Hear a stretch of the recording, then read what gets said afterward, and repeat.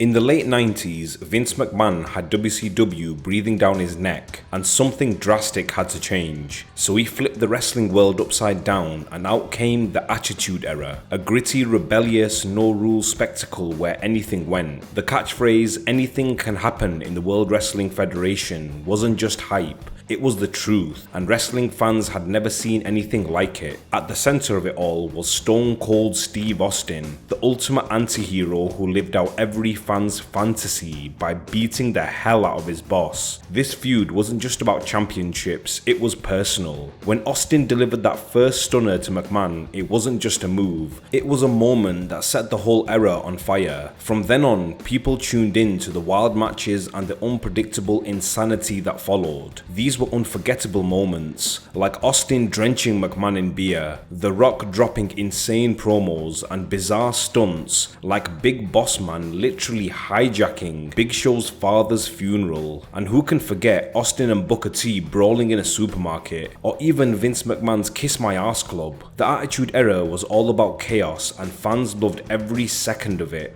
Merchandise sales went through the roof. Austin 316 shirts became the thing to own, and WWF became the hottest thing on television. Even today, Stone Cold remains WWE's top merch seller, showing just how long-lasting the influence of the Attitude Era is. The Rock, meanwhile, didn't just dominate in the ring, he crossed into mainstream pop culture, whether it was appearing in music videos or sharing the stage with Bill Gates at the Xbox reveal. WWF stars even showed up on The Weakest Link, one of the UK's biggest shows at the time, just proving how far WWF's reach had spread. It wasn't just a moment in wrestling, it set the foundation for everything that followed. In this video, we're diving deep into the lasting impact of the Attitude Era and how it shaped the entire world of professional wrestling.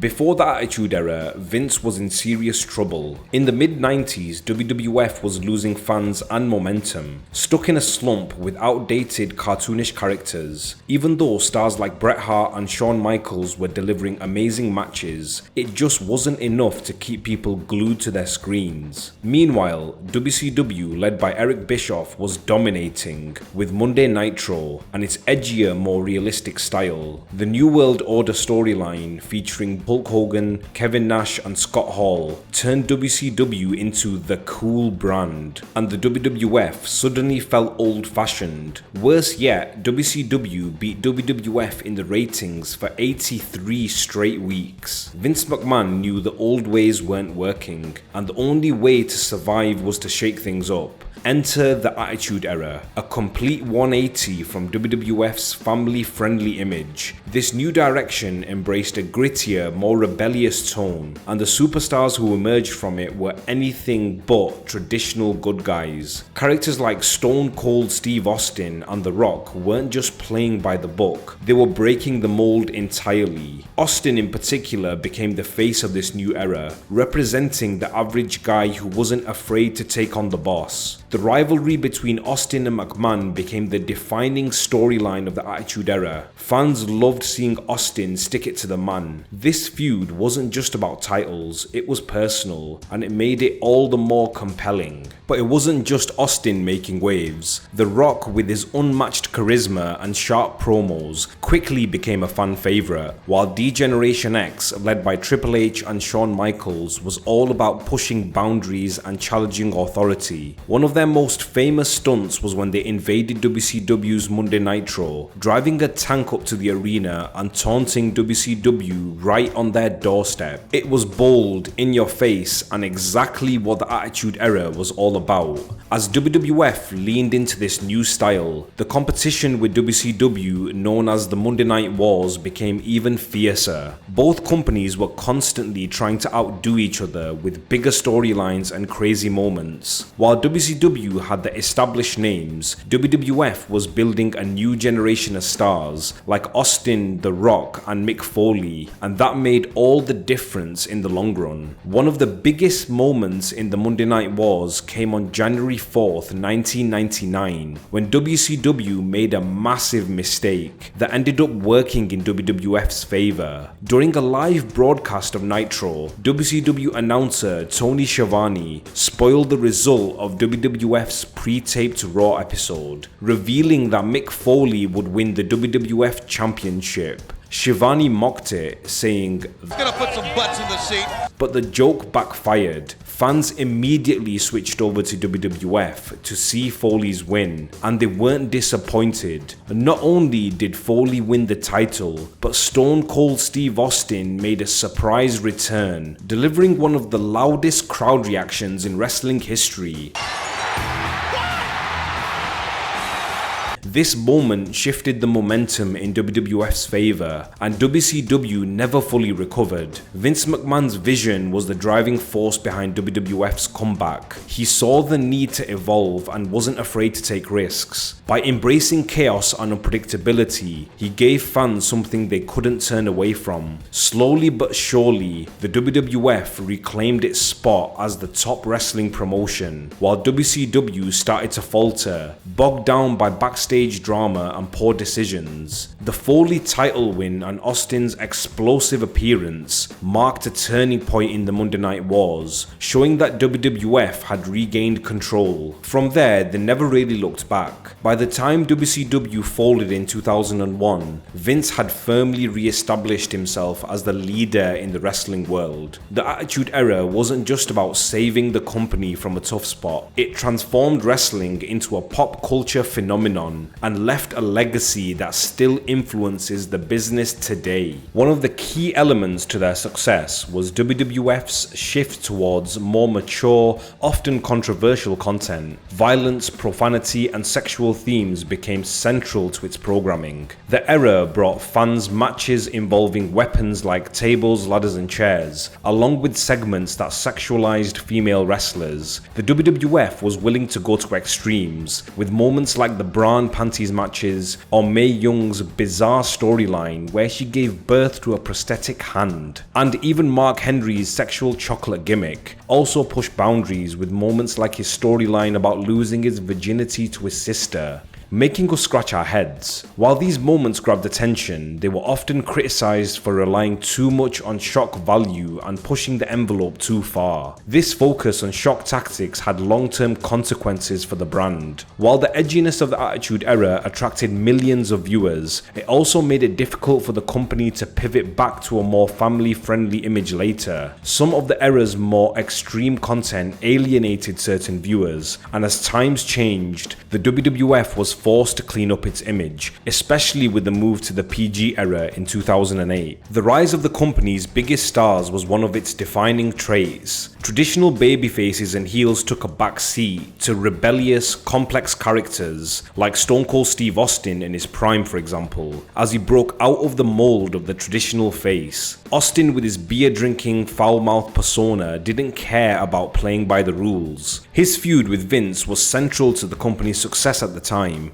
as it embodied the frustrations of the average fan who could relate to Austin's defiance of authority. The Rock also thrived in this atmosphere. Known for his unmatched charisma and unmatched promos, The Rock became a fan favorite even as a heel. His catchphrases like "if you smell what The Rock is cooking" and the use of jabroni to mock his opponents made him entertaining and relatable. In his Armageddon 2000 promo, The Rock roasted his opponents, mocking Kurt Angle's squeaky clean image and poking fun at The Undertaker's American badass persona. He even took shots at Triple H's speech style and marriage to Stephanie McMahon, all while hyping the match and keeping fans entertained. This promo showed The Rock's ability to mock while simultaneously elevating his rivals, a perfect example of why he became a big player in the Attitude Era. The show didn't just become about edgy content and big personalities, it also introduced a new level of physicality and risk in wrestling. Hardcore matches, where weapons like chairs, trash cans, and tables were regularly used. It became a huge part of the product, and one of the most famous moments came in 1999 when Mick Foley was thrown off the top of the Hell in a Cell by The Undertaker. This jaw-dropping moment has been replayed countless times and is still regarded as one of the most extreme stunts in wrestling history, cementing the the Attitude Era's reputation for pushing physical limits. Ladder matches also became a major feature, starting with the classic Shawn Michaels vs Razor Ramon match. However, these matches evolved and were taken to new heights, especially with the introduction of the tables, ladders and chairs match. Tag teams like the Hardy Boys, Edge and Christian and the Dudley Boys made these matches legendary. One of the most iconic moments in ladder match history came at wrestlers were willing to take during this period. It wasn't all about just crazy matches, it was pure chaos, filled with unforgettable moments that kept fans hooked. So let's dive into the legendary rivalries, shocking storylines and game-changing moments that made the Attitude Era the wild ride it was, and how they impacted WWF for the years to come.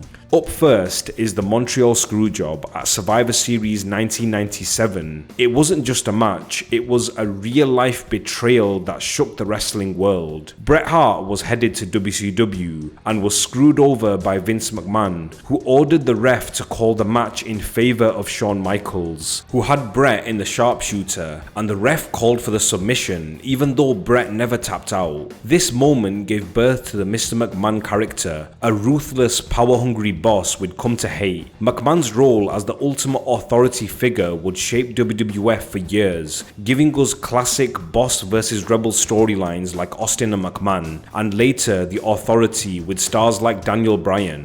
Another key moment was the formation of D-Generation X. As chaos reigned backstage, D-Generation X was stirring up their own storm on screen. Shawn Michaels, Triple H and Chyna formed DX, becoming the ultimate anti-authority faction, with stars like the Road Dogg Jesse James and the badass Billy Gunn adding to the faction. DX wasn't afraid to push the boundaries. Whether it was crude jokes or pulling off stunts like invading WCW, their influence can still be felt in groups like The Shield and DIY, proving that DX didn't just define an era, they inspired future generation of rebels who thrive on breaking the rules and turning heads. Also, the mainstream media crossovers were more apparent in the Attitude Era. Muhammad Ali debuted in WrestleMania, but this time Mike Tyson showed up at WrestleMania 14 and it was a big deal. Tyson's involvement as the enforcer for Austin vs Michaels brought mainstream buzz to the WWF, particularly when Austin squared off with Tyson in the middle of the ring.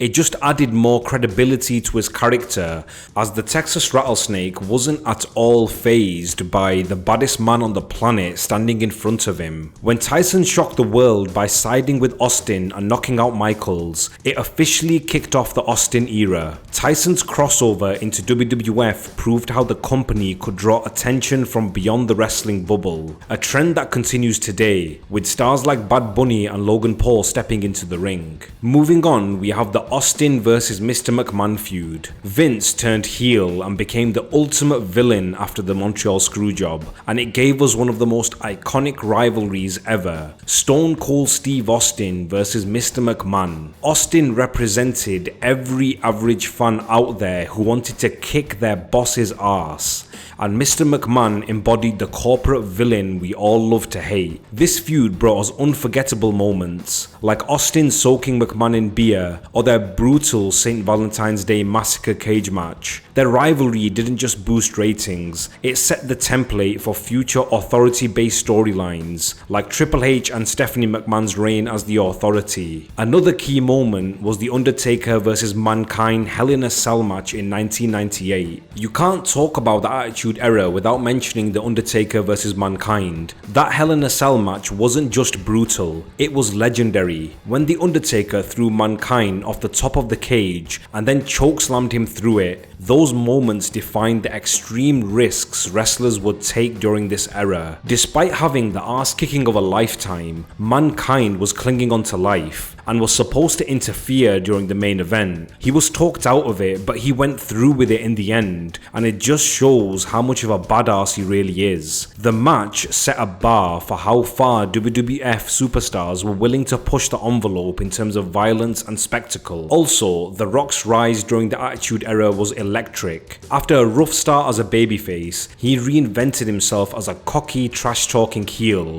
Where would he be had he not asked for a couple of minutes of mic time when he was in the Nation of Domination? He knew exactly how to tear his opponents a new arsehole every time he got on the mic, and it was iconic. His promos were must-watch TV. By the time The Rock faced Austin at WrestleMania 15, he had solidified his status as a top star. The Rock's blend of humor, charisma, and in-ring talent set the blueprint for future megastars like John Cena and Roman Reigns, who continue to dominate the WWE today. What really made this time stand out was having two absolute megastars at the top of the card, The Rock and Austin. They were both so different in so many ways, but they were the perfect stars to carry the company forward. Hogan dominated before them, and in recent memory it was Cena who carried the company flag, but to have two stars at the top of the card made the show so much more entertaining. And finally, you can't mention the Attitude Era without The Rock vs Mankind I Quit match at the Royal Rumble in 1999. It's still one of the most brutal and talked about matches in the company's history. The Rock repeatedly WWF approached hardcore storytelling. This match paved the way for more extreme stipulations and showed the WWF wasn't afraid to go dark places to entertain. The Attitude Era didn't just change WWF, it made wrestling mainstream. Stone Cold Steve Austin and The Rock were more than wrestlers, they became icons. You'd see them everywhere, from commercials to late night TV shows, making it a part of youth culture. Even big music acts like Limp Bizkit and Kid Rock got in on the action, helping the WWF break out from the niche and into the mainstream spotlight. But it wasn't just TV appearances and celebrity cameos. WWF expanded into Hollywood. The Rock went from headlining WrestleMania to starring in blockbuster movies like The Scorpion King, paving the way for others like John Cena and Batista. Wrestling became cool, and the WWF was no longer just about matches, it was a cultural force. And The Rock brought this character to the squared circle with the Hollywood Rock gimmick. With mainstream attention, the financial success of the Attitude Era has to be mentioned. Austin's 316 shirt was everywhere. The Rock's Just Bring It gear couldn't stay in stock. The WWF knew how to turn these characters into cash. It wasn't just t-shirts. Video games like WWF No Mercy and action figures took things to the next level. The launch of WWF's online store meant fans worldwide could get in on the action, which made revenue soar. Pay-per-view buys were huge and merchandise sales were through the roof. All this money let WWF improve production, bring in more talent, and eventually buy out WCW and ECW, making WWF the undisputed king of wrestling. As the internet was blowing up in the late 90s, wrestling fans dove right in, buzzing over rumors and insider info. The WWF smartly tapped into this, tweaking storylines based on online chatter. Wrestlers like Mick Foley, who had a huge support online, found themselves pushed to the main event status.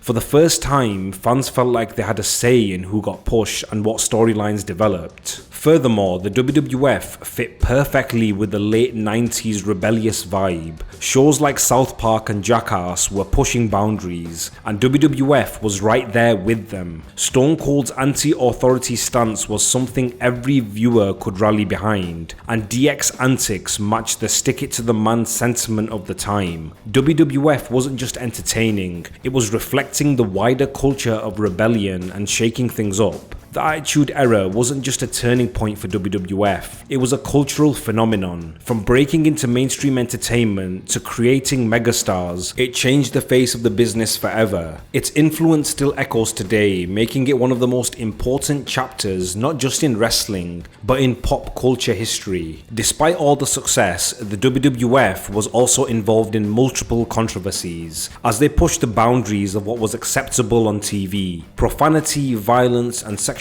content were staples of WWF programming. Women's roles during this time sparked major controversy. Female performers like Sable and Trish Stratus were often used in hypersexualized segments, reducing their roles to eye candy rather than athletes. Critics, especially feminist groups, pointed out how these segments objectified women, sidelining their potential as legitimate competitors in favor of cheap thrills. The constant barrage of violent stunts and risque content kept ratings high, but also attracted significant negative attention from media watchdogs and parent groups, all of whom believed WWF was crossing lines that mainstream television hadn't dared before. And then you had the steroid scandal of the early 1990s, which cast a big shadow over the WWF throughout the Attitude Era. Vince McMahon was put on trial in 1994, accused of distributing steroids to wrestlers, with Hulk Hogan's testimony becoming a key moment. While Vince McMahon was acquitted, the trial exposed how widespread steroid use was in the wrestling world. The physical toll on wrestlers became clear through a series of early deaths, including Brian Pillman, who died in 1997 from a heart condition that many believed was worsened by years of steroid and painkiller abuse. These deaths weren't isolated either. Many wrestlers, from Eddie Guerrero to the British Bulldog, would later die young due to similar issues related to drug abuse,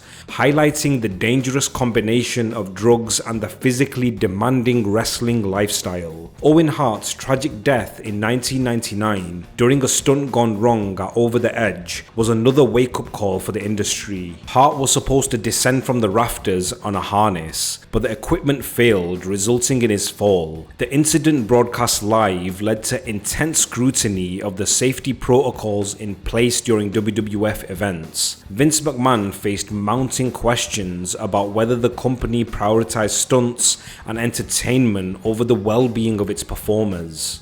Also, the WWF's edgy content didn't go unnoticed. The Parents Television Council frequently targeted the company, claiming it was promoting inappropriate behavior, violence, and sexual content to a largely young audience. The PTC was one of WWF's largest critics, filing numerous complaints with sponsors, which resulted in major advertisers pulling their support. One of the biggest moments of controversy came from the Kiss My Ass Club segments, which critics argued was tasteless and set a bad example to impressionable viewers. Women's groups also critiqued division, but also promoted a harmful image of women in entertainment. Public outcry was especially loud following storylines that placed women in humiliating situations, like the infamous Terry Runnels miscarriage angle, which further fueled the narrative that WWF was relying too heavily on shock value. But Vince wasn't shy about defending the company. In a now infamous interview with Bob Costas, McMahon argued that WWF was merely reflecting the edgier tone that audiences wanted, but the backlash from these scandals was serious enough to hurt the company's relationship with sponsors, as many pulled out due to the bad press and pressure from parents. The long-term impact of these controversies was massive. By 2008, the company moved away from explicit content that defined the Attitude Era and transitioned to PG-TV. The switch was driven by the need to attract a broader, family-friendly audience and repair relationships with sponsors who had distanced themselves from the company. Sexualized content was toned down, violence was reduced, and the language was cleaned up to meet the new standards of the PG audience. On top of the content changes, the WWE also introduced the wellness policy in 2006, a response to the rampant drug use and wrestler deaths. This policy aimed to address long-standing issues with steroids, painkillers, and overall wrestler health by introducing regular drug testing and health checks. It helped create a safer environment for wrestlers, with an emphasis on long-term well-being rather than short-term performance. Although the company had so much success, it also came with a price. Controversial storylines, a steroid scandal, and the tragic death of wrestlers led to intense public criticism and forced the company to change its approach. While the era remains a fan favorite for its chaotic energy and larger-than-life moments, it's clear that the long-term consequences from the shift to the PG era to the creation of the wellness policy reshaped WWE into a more controlled and cautious company we see today. Despite the shift to the PG PG era, the stars had to come back and transition into the new environment. The Rock and Stone Cold still returned for big events like WrestleMania, drawing huge reactions every time. Merchandise sales from that time, like the Austin 316 shirt, still flies off the shelves, proving how connected fans are to that era, and the nostalgia is real. WWE keeps feeding that nostalgia with documentaries, specials, and throwback clips on the network. For both long-time fans and newer ones,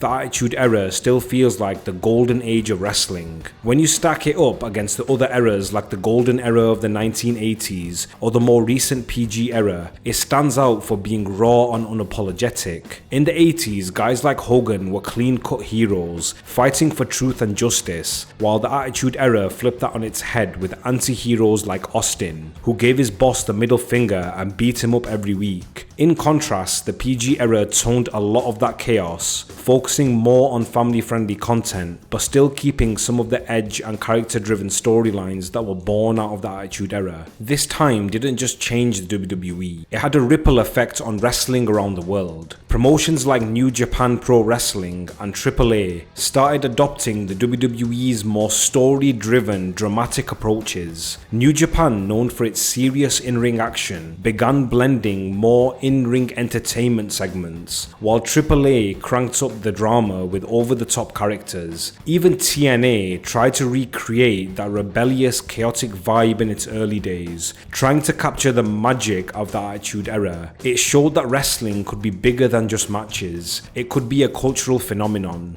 In the end, the Attitude Era didn't just change wrestling for a few years, it set the standard for how wrestling could be edgy, exciting, and part of mainstream pop culture.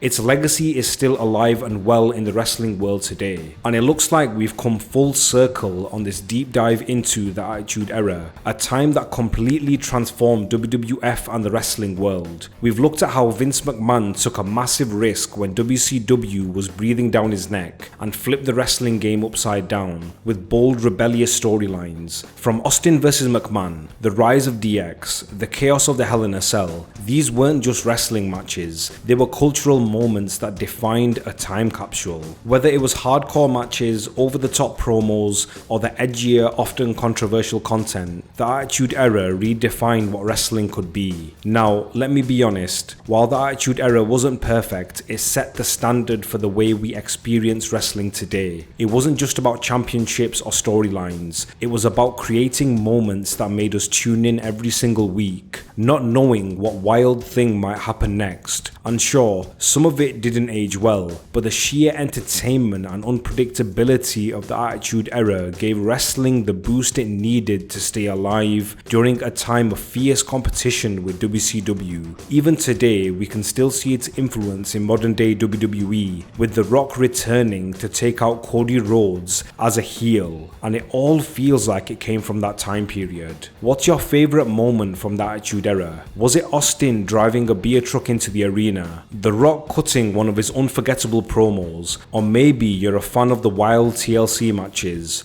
Drop your favourite moments in the comments below and let's get the conversation going. And if you enjoyed this video or want to see more, make sure you hit that subscribe button so you can stay tuned for more wrestling content right here on WrestlingReel.